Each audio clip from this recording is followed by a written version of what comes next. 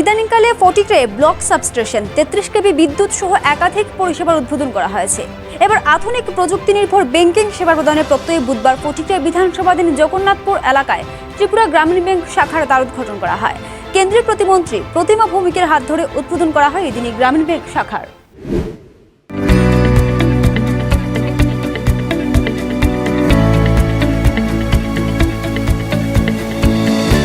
উত্তরপ্রদেশ, পাঞ্জাব, মণিপুর, গোয়া, উত্তরাখণ্ডের পর এবার ভোটের তালিকায় রয়েছে ত্রিপুরা রাজ্য। 2023-এ ত্রিপুরার বিধানসভা নির্বাচন হবার কথাও রয়েছে। আর নির্বাচনে জমি সাজাতে অনেক আগে থেকেই পাহাড় সমতলে উন্নয়নমূলক পরিষেবা দিতে ঝাঁপিয়ে পড়েছে বিজেপির নেতৃত্বাধীন জোট সরকার। প্রত্যন্ত এলাকাগুলিতে সরকারি সমস্ত সুযোগ সুবিধা হাতের কাছে পৌঁছে দেবার প্রয়াস ক্রমাগত জারি রেখেছে বর্তমান জোট সরকার। তারই এক ঐতিহাসিক চিত্র উঠে এলো জগন্নাথপুর এলাকায়।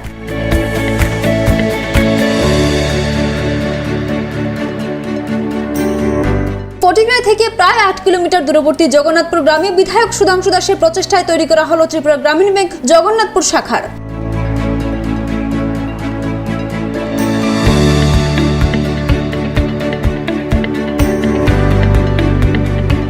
মূলত কৃষ্ণনগর, বিলাসপুর, ধনবিলাস ওই এলাকার জনগণের কথা চিন্তা করে বিধায়কের এই উদ্যোগ যা আজ বাস্তবায়িত।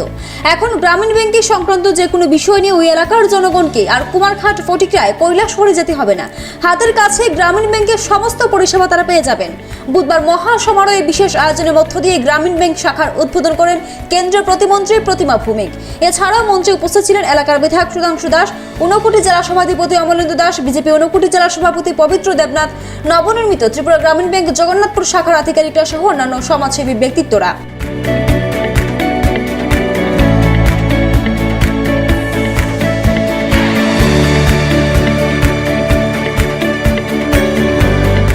প্রদীপ প্রজ্বলনের মধ্য দিয়ে এই শাখার দ্বারোদ্ঘাটন করেন কেন্দ্রীয় প্রতিমন্ত্রী প্রতিমা ভৌমিক। বিধায়ক সুধাংশু দাস প্রতিমন্ত্রীকে উপহার হিসেবে তুলে দেন নবপ্রতিষ্ঠিত বিলাসপুরের বালাজি তিরুপতি মন্দিরে বাঁধানো ছবি। তাছাড়াও আরো অনেকে রাজ্যের প্রথম মহিলা কেন্দ্রীয় প্রতিমন্ত্রীকে পেয়ে বিভিন্ন উপহার তুলে দেন।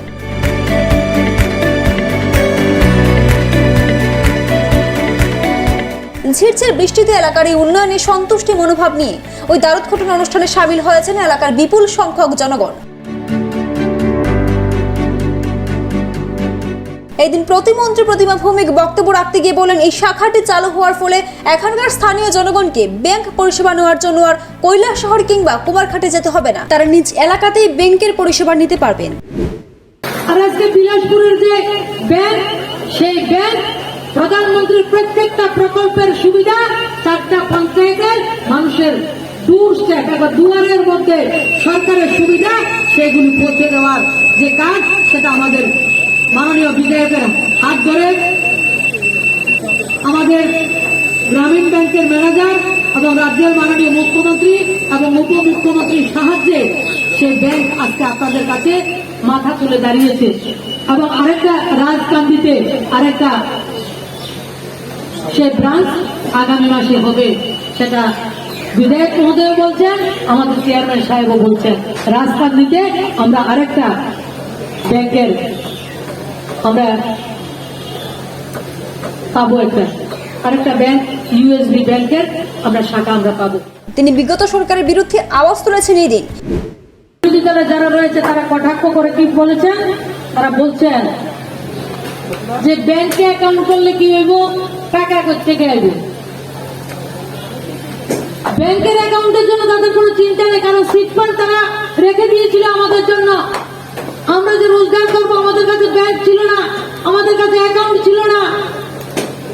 কারণ ব্যাংকে অ্যাকাউন্ট করতে গেলে 500, 1000, 5000, 10,000 টাকার লাগে, আর 2জন উইটনেস লাগে যে আমাকে পরিচিত লোক রয়েছে এবং ওই ব্যাংকে ওনাদের অ্যাকাউন্ট রয়েছে, তারা আমাদেরকে উইটনেসে সিগনেচার করবে, তারপরে ব্যাংকে আমার খাতা হবে। গরিব সাধারণ চা শ্রমিক, রেগা শ্রমিক, আমরা কৃষক পরিবারের, আমরা কোথায় পাবো উইটনেস? কখন যাব ব্যাংকে? যখন যা রোজগার হয়, সবজি বিক্রেতা হোক আর চায় বিক্রেতা, রেগার শ্রমিক হোক, যারা টাকা যখন পেত সিট ফান্ডে জমা করে দিত। কারণ তারা বাড়ি বাড়ি এসে আমাদেরকে সুবিধা দিয়ে দিত। বেশি সুবিধার জন্য অনেক সর্বশর্ত হতে হয়েছে আমাদেরকে। মাননীয় প্রধানমন্ত্রীজি জনধন যোজনা অ্যাকাউন্ট করে ক্ষান্ত হননি। আমাদের রেশন দোকানের চাল হোক, ডাল, তেল থেকে লবণ, প্রত্যেকটা জিনিসের যে ডিবিটি সেটা অ্যাকাউন্টে দেওয়ার ব্যবস্থা করেছেন। রেগার হাজিরা থেকে শুরু করে আজকে প্রধানমন্ত্রীর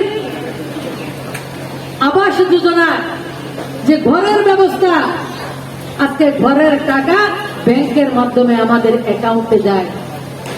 আজকে দিল্লি থেকে 1,30,000 টাকা এবং গ্রামের যে রেগার টাকা সেটা মিলিয়ে প্রায় 1.5 লক্ষ টাকা গ্রামের গরিবদেরকে ঘরের জন্য দেওয়ার ব্যবস্থা করেছেন প্রধানমন্ত্রী।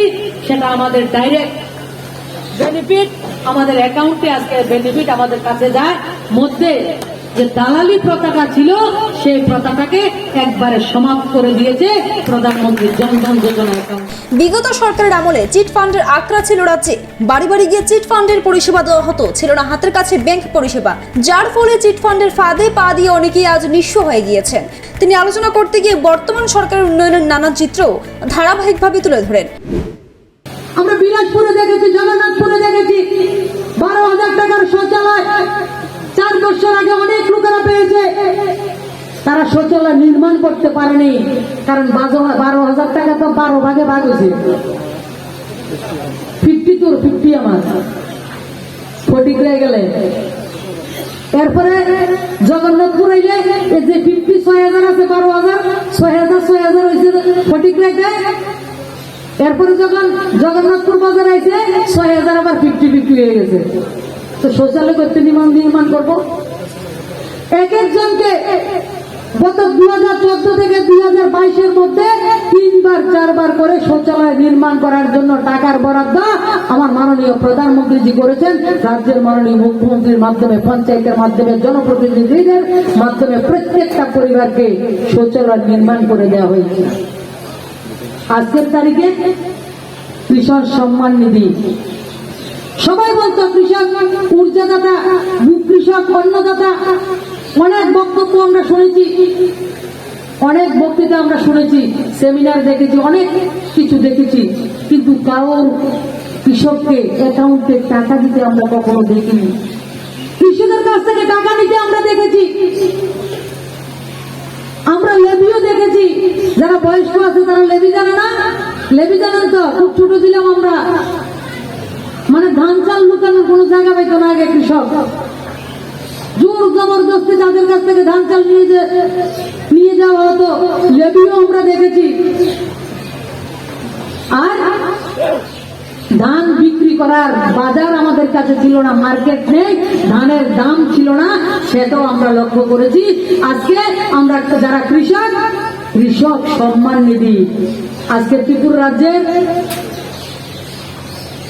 2,42,000 কৃষক 6,000 টাকা করে বছরে কৃষক সম্মান নিধি পায়। এই পর্যন্ত ত্রিপুরা রাজ্যের কৃষকের অ্যাকাউন্টে 403 কোটি টাকা কৃষকের অ্যাকাউন্টে গেছে। আমরা কখনো কাউকে বলিনি আপনি লাল, আপনি নীল, আপনি সবুজ, আপনি গেরুয়া। আমরা একটাই পরিচয়, একটাই মন্ত্র, আমার নেতার মন্ত্র, সবকা সাথ সবকা বিকাশ, সবার বিশ্বাস এবং সবার প্রয়াসে ফটিক রায় থেকে শুরু করে গোটা ভারতবর্ষকে নির্মাণ করার স্বপ্ন যে আমার প্রধানমন্ত্রী দেখছেন। আমরা প্রত্যেকটা জনপ্রতিনিধি, প্রত্যেকটা মানুষের পাশে দাঁড়িয়ে আমরা বলছি, টাকা মাসি যেটা তোমার পেপার দাও, তুমি 6,000 টাকা পাইবা, কৃষক সম্মান নিধি পাইবা। মানুষ বিশ্বাস করতে পারেনি, কারণ মানুষ ধোঁকা খাইছে অনেক। প্রতিমন্ত্রী ছাড়া বক্তব্য রাখতে বিধায়ক সুধাংশু দাস জানান, গ্রাম জগন্নাথপুর, গ্রাম বিলাসপুর, কৃষ্ণনগর এবং গঞ্জলাস, এই 4 গ্রাম পঞ্চায়েতে ব্যাংকের ফেসিলিটি, বিশেষ করে যারা কৈলাসহর, ফটিকরা কিংবা কুমারঘাট থেকে ব্যাংক ফেসিলিটি নিতেন, সেই সমস্যা বা সেই প্রশ্নটুকু প্রায় বুঝে গেছে। আজকে থেকেই আপনারা সবাই আপনাদের ব্যাংকের ফেসিলিটি এই জগন্নাথপুর বাজারে এই বিল্ডিং থেকে আপনারা পেয়ে যাবেন। তার জন্য আমি এই ব্যাংক কর্তৃপক্ষ, বিশেষ করে চেয়ারম্যান সম্মানিত মহেন্দ্র মোহন গোস্বামীকে অসংখ্য ধন্যবাদ জানাই।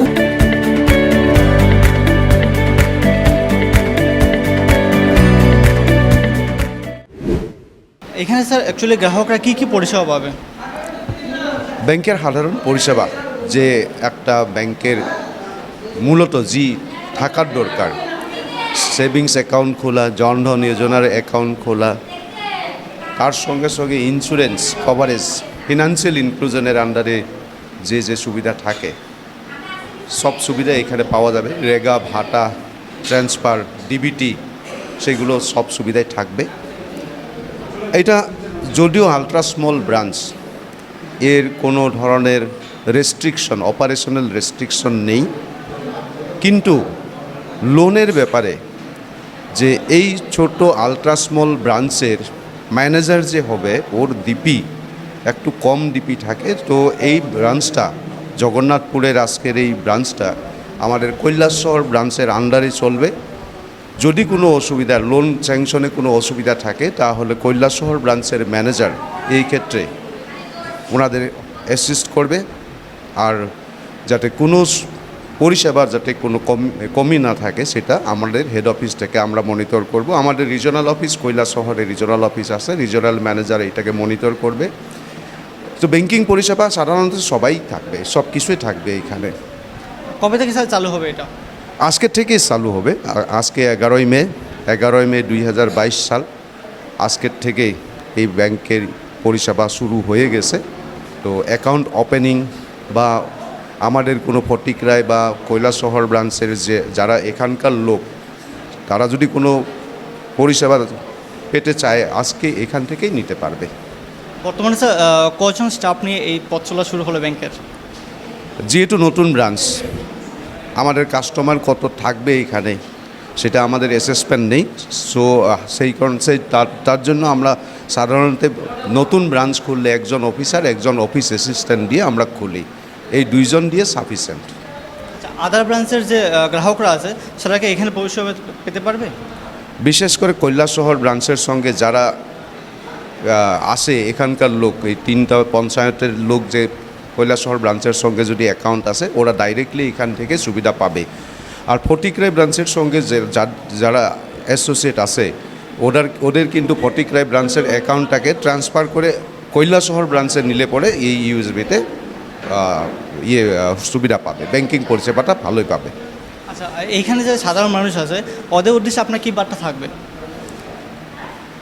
আমাদের জগন্নাথপুর আর এর আশপাশে যে পঞ্চায়েতগুলো আছে, ওদের জন্য এই গ্রামীণ ব্যাংকের এই শাখাটা একটা অর্থনৈতিক পরিবর্তনের একটা পরিচয়। গ্রামীণ অর্থনীতি ভারতবর্ষের খুব বড় অংশীদার, অর্থনীতির অংশীদার।